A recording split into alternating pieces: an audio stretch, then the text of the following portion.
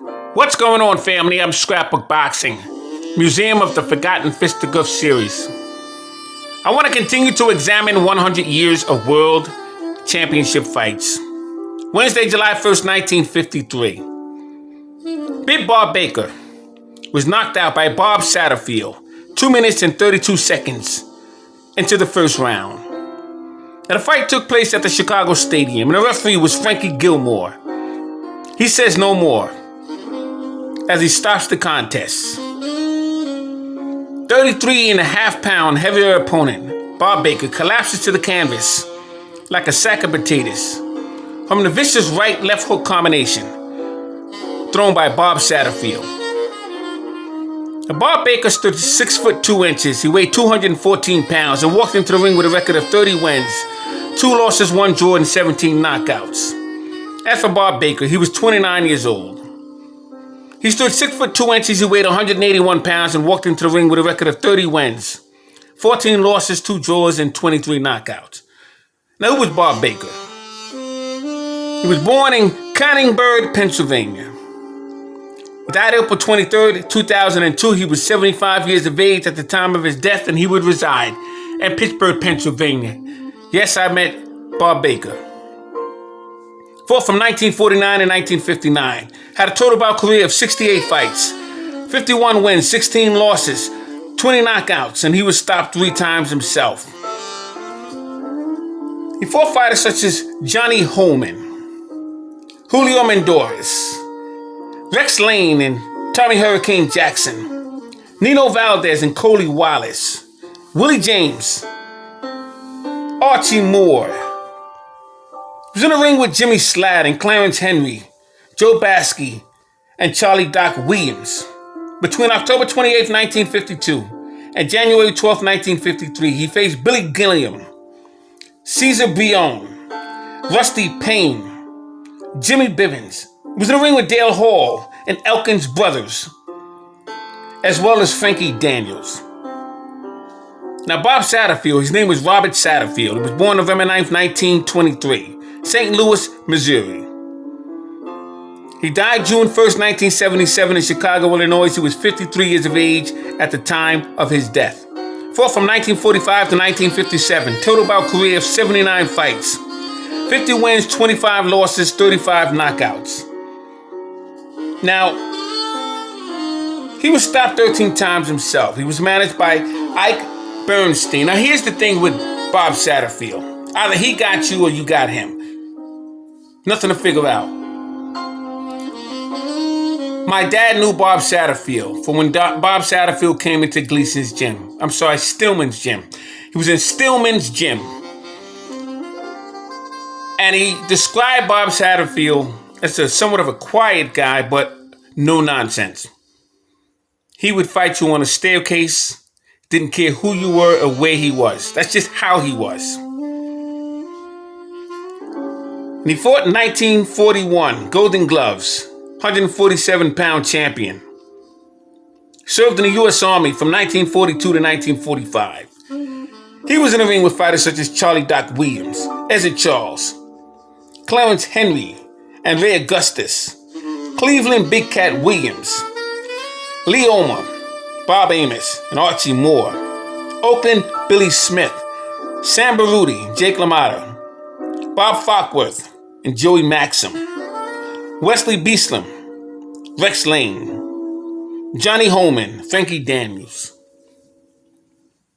He sparred with Sammy Baruti a few times in Stillman's gym. You can figure how that turned out. What a fighter. It's Bob Satterfield. Big Bob Baker. Salute.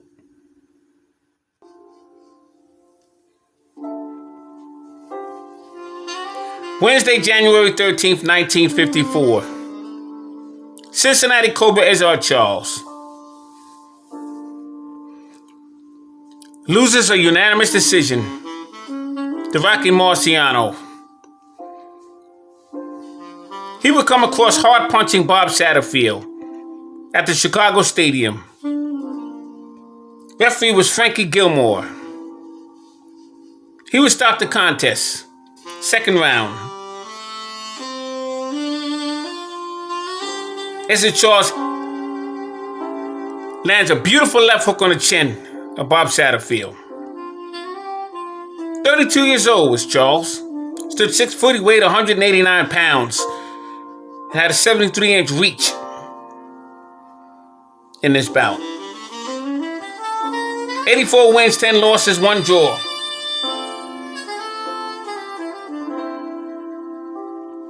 Over 40 knockouts. A sharpshooter was Ezzard Charles. Bob Satterfield was 30 years old. He stood 6 foot 2 inches, weighed 181 pounds. Had a record of 32 wins, 14 losses, 2 draws, and 25 knockouts for this fight. Satterfield was in the ring with Harold Johnson and Big Bob Baker. Ezzard Charles was in the ring with Harold Johnson as well. He would also take on Rex Lane and Coley Wallace. This was some fight. Although 2 rounds, but this was some fight. Bob Baker, Ezzard Charles, Clarence Henry, Bob Satterfield, Johnny Holman, Cleveland Williams, then eventually Charles Sonny Liston. What a list of heavyweights. Unbelievable.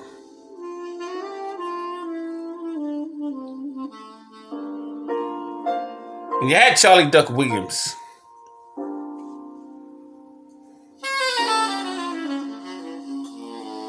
Ray Augustus.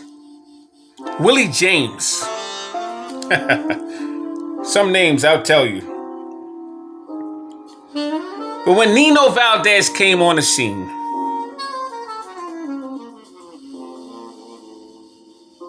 it's a new era. And Archie Moore would decide to move up to the heavyweight division.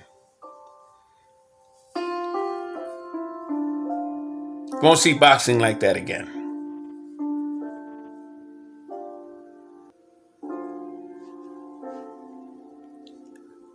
March 12th, 1952.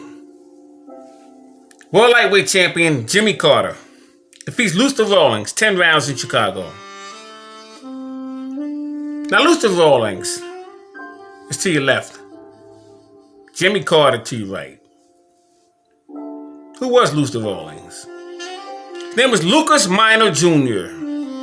Born March 24th, 1929 in Memphis, Tennessee.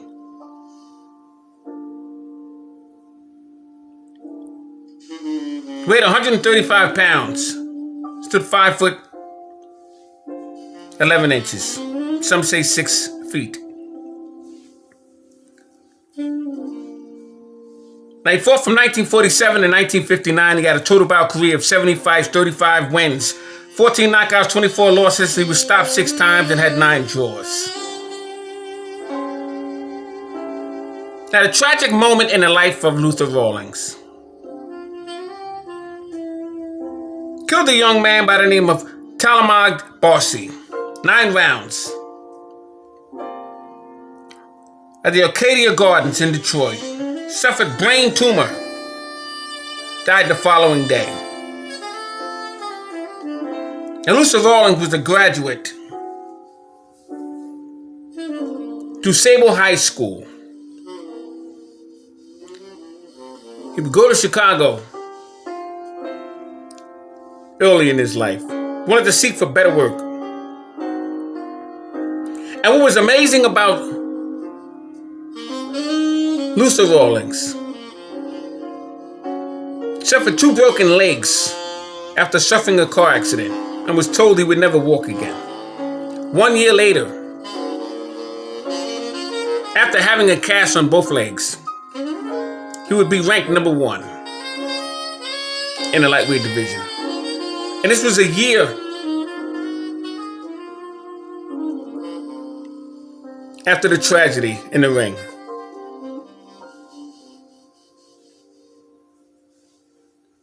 Talamag Barsi was only 26 years of age.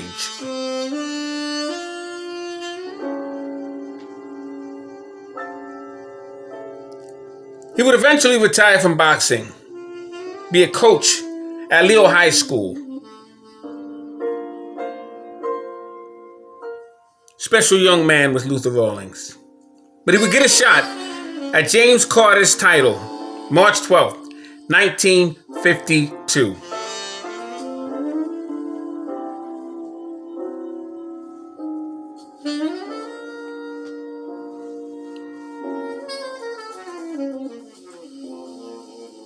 It would be sanctioned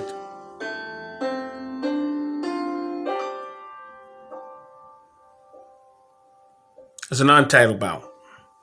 Shout out to Luther Rawlings. Very good fighter he was. I just wanted to pay homage to Luther Rawlings.